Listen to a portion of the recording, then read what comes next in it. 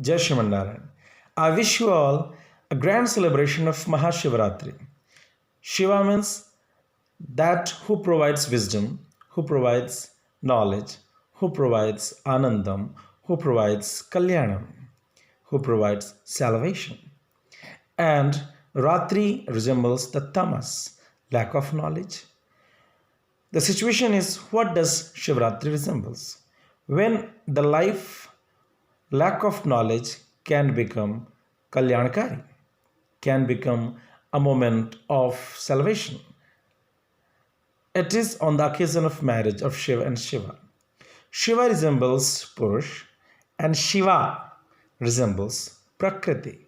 The union of Shiva and Shiva means to know the essence in between Prakriti and Purush.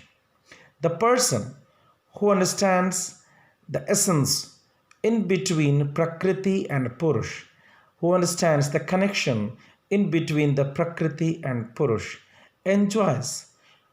He feels the moment of salvation.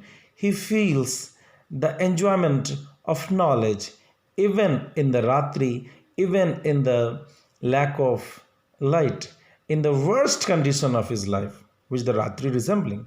In the worst condition of his life, he feels salvation, he feels acknowledged, he feels full of love and compassion in his life of the grace of Him, the Supreme God.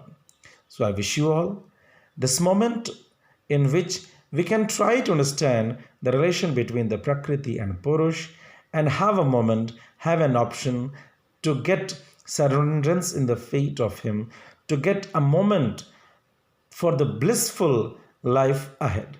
So enjoy and try to get surrenderance in the feet of Him. Jai Shriman Narayan.